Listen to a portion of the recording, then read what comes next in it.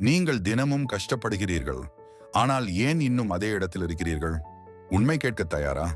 கஷ்டப்பட்டு மட்டும் உழைப்பதால் யாரும் செல்வந்தராகவில்லை. உலகம் மாறிவிட்டது. 2026இல் வெற்றி பெற 7 ஆபத்தான விதிகள் தேவை.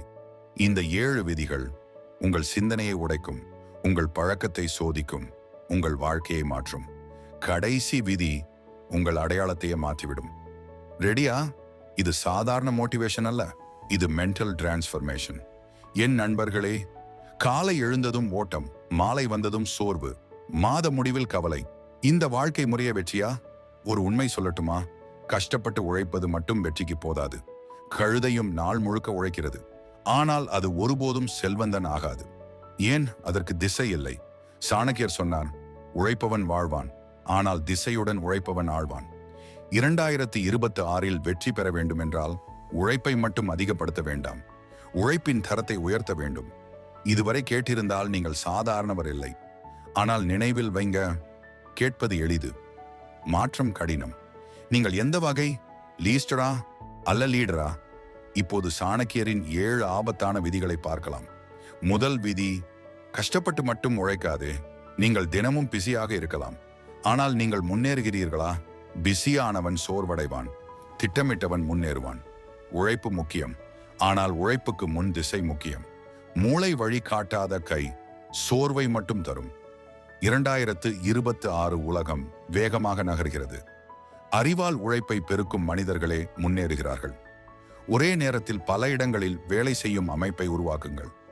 உங்கள் நேரத்தை பணமாக மாற்றும் முறையை கற்றுக்கொள்ளுங்கள். 2வது விதி, மதிப்பு உருவாக்கு. பணம் உணர்ச்சியால் வராது, மதிப்பால் வரும். உலகம் கேட்கும் ஒரே கேள்வி, இந்த மனிதன் என்ன பிரச்சனையை தீர்க்க முடியும்? நீங்கள் மாற்றக்கூடியவரா அல்ல மாற்ற முடியாதவரா? அவசியமான மனிதனை உலகம் காப்பாற்றும். உங்கள் திறன்களை மேம்படுத்துங்கள், புதிய விஷயங்களை கற்றுக்கொள்ளுங்கள், பிரச்சனைகளை தீர்க்கும் திறனை வளர்த்துக் கொள்ளுங்கள்.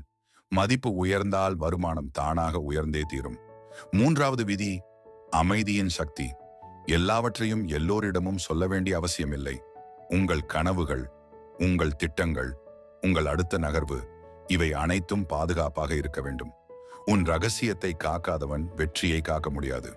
அமைதி பலவீனம் அல்ல, அமைதி ஒரு ஆயுதம். அதிகம் பேசுபவன் கவனத்தை இழக்கிறான், அமைதியாக இருப்பவன் மரியாதையை பெறுகிறான். பேசுவதை குறை, செயல்பாட்டை அதிகப்படுத்து. 4வது விதி, நேரத்தை பாதுகாப்பு. பணம் இழந்தால் மீண்டும் சம்பாதிக்கலாம், நேரம் இழந்தால் திரும்ப கிடைக்காது.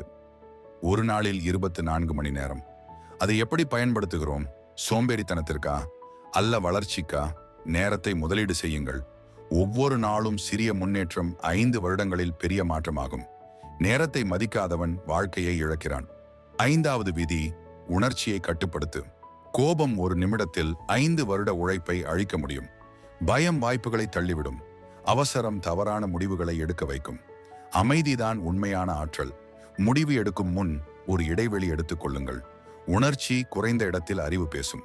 6வது விதி, உன் சுற்றம் உன் விதி. நீங்கள் யாருடன் அதிக நேரம் செலவிடுகிறீர்கள்? புகார் கூறுபவர்களா அல்ல வளர்ச்சி பேசுபவர்களா? நீ சேரும் கூட்டம் உன் உயரத்தை தீர்மானிக்கும். சோம்பேறிகளுடன் இருந்தால் சோம்பல் பழக்கமாகும். முயற்சி செய்பவர்களுடன் இருந்தால் உங்கள் இலக்கு உயர்ந்துவிடும். சுற்றத்தை மாற்றினால் வாழ்க்கை மாறும். 7வது மற்றும் மிக முக்கியமான விதி, அடையாளத்தை மாற்று. நீங்கள் உங்களை எப்படி பார்க்கிறீர்கள்? நான் சாதாரணவன் என்று சொன்னால் உங்கள் வாழ்க்கையும் சாதாரணமாகவே இருக்கும். நான் மதிப்பு உருவாக்குபவன் என்று சொன்னால் உங்கள் செயல்களும் மாறும். மனநிலை மாறாமல் நிலை மாறாது. உங்கள் சிந்தனை மாறினால் உங்கள் செயல்கள் மாறும். செயல்கள் மாறினால் உங்கள் முடிவுகள் மாறும். முடிவுகள் மாறினால் உங்கள் வருமானமும் மாறும்.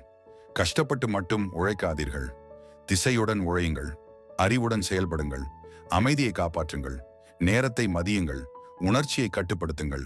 தகுதி உருவான இடத்தில் செல்வம் தானாக வந்து சேரும். இன்று ஒரு முடிவு எடுங்கள். நான் பணத்தை தேட மாட்டேன், நான் தகுதியை உருவாக்குவேன். 2026 உங்கள் வாழ்க்கையை மாற்றும் வருடமாக இருக்கட்டும்.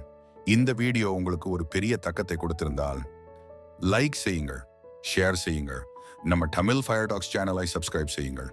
ஏனெனில் இது வெறும் மோட்டிவேஷன் அல்ல, இது உங்களை உருவாக்கும் இடம். மீண்டும் அடுத்த வீடியோவில் சந்திப்போம். நன்றி.